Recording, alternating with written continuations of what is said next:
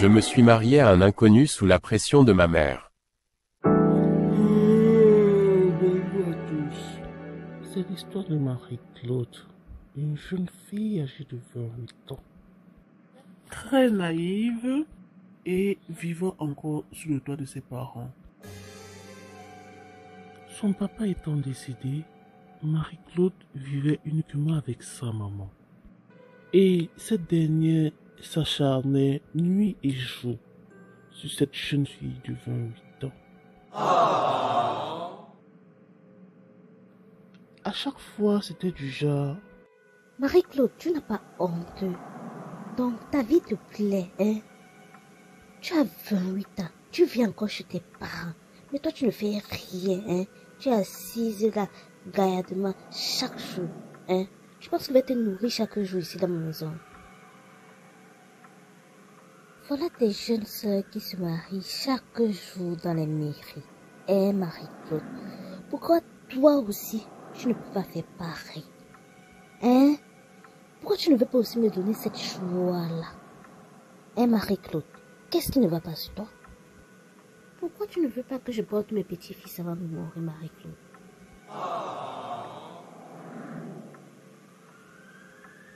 Est-ce que c'est de ça qu'il s'agit, maman? Pour toi, il s'agit de quoi? Hein? Pourtant, tu es bien formée, ma fille. Tu as le teint commercial, tu as tout là où il faut. Hein, Marie-Claude? Qu'est-ce qui ne va pas? Et c'est ainsi qu'elle donna un mois à Marie-Claude pour lui ramener quelqu'un à la maison. Marie-Claude, étant étonnée, répondit: Mais maman, est-ce qu'on commande l'homme sur le marché? Et même, est-ce que la vie c'est la course? C'est Dieu qui donne. Et si pour l'instant je n'ai pas encore quelqu'un, ça veut dire que c'est pas mon moment, maman. Je comprends maintenant pourquoi, Marie-Claude, tu ne m'as jamais présenté quelqu'un dans cette maison. Parce que tu dors sur tes lauriers et que tu attends que le Seigneur fasse tout pour toi. Ne connais-tu pas l'adage qui dit « Aide-toi et le ciel t'aidera » ?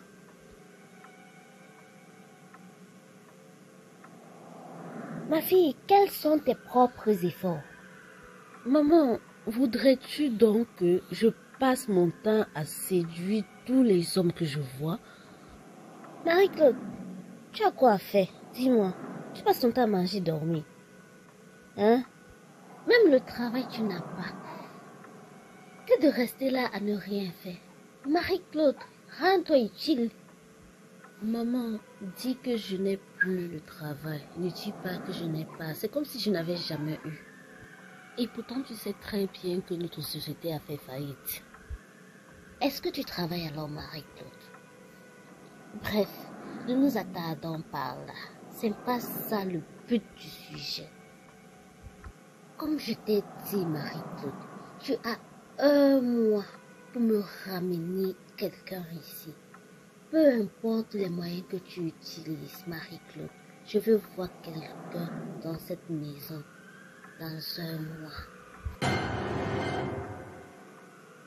Sinon, tu libères ma maison, jeune fille. Hein, maman, ça allait jusqu'à ce niveau. Marie-Claude se mit à marcher dans toutes les rues d'Abidjan comme un mauvais esprit. Elle devenait même à la limite vulgaire.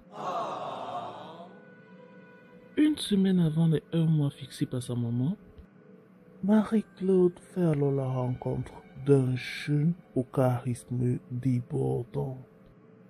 Et la jeune fille, 3 jours seulement après leur rencontre, ne voulant plus perdre de temps, demanda alors à cet homme d'aller voir sa maman.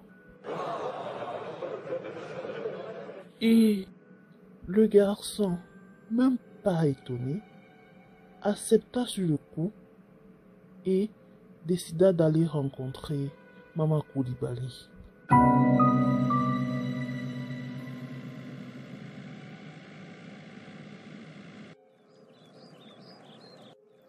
Alors, Jonas, bienvenue à la maison.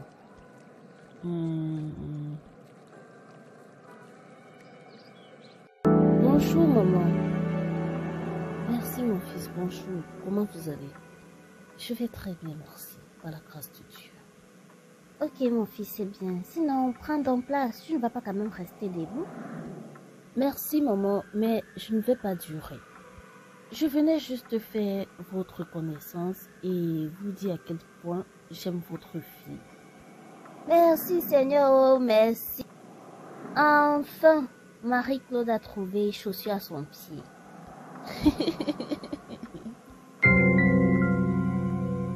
Bon, maman, je vais vous laisser. C'est l'heure pour moi de partir. Ok, mon fils. Mais avant de partir, s'il te plaît, quel jour avez-vous choisi pour le mariage? Maman, ne vous inquiétez pas. Marie-Claude me plaît énormément. Ce qui est sûr, d'ici quelques mois, on fera le mariage. Oh, merci, oh, merci, oh. Tu t'appelles encore comment là, mon fils? Maman, moi c'est Jonas, alias le Joker. Enchanté, Jonas. Attends que je te laisse à la porte. Madame Koulibaly, la mère de Marie-Claude, était dans une joie immense.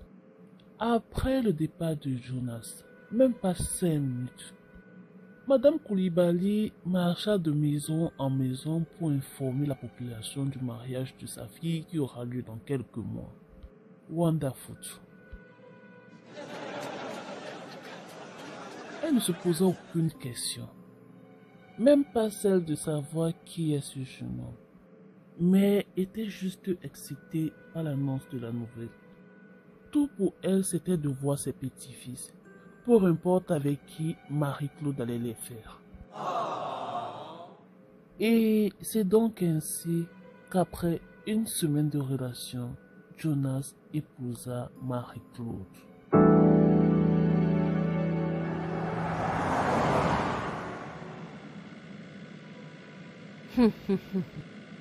Chérie, y a-t-il un problème? T'inquiète mon amour, sois calme, il n'y en a aucun. D'accord, chérie, je reste calme. Marie-Claude, devenue Madame Jonas, alla s'installer chez son mari. Celle-ci est éblouie par ce qu'elle voit devant elle et s'exclama: Mais Jonas, est-ce chez toi ici? Bien sûr que oui, chérie. Chez qui veux-tu que ce soit? Es-tu un prince héritier et tu me l'as caché, Jonas? Non, Marie-Claude. Et où as donc tu pris de l'argent pour te construire un immense palais comme celui-ci? Marie-Claude, ce sont les affaires. Les affaires et rien que les affaires. Avance ma chérie, n'aie pas peur. Ah, Jonas, tu as même des tatouages. Oui, Marie-Claude, j'aime bien me faire tatouer le corps. Et dans quoi me suis-je embarqué? Ne t'inquiète pas, Marie-Claude, tu vas découvrir beaucoup d'autres choses sur moi. T'inquiète, ma chérie. C'était alors là le début du commencement pour la jeune fille. Marie-Claude ignorait complètement dans quoi elle s'était fourrée.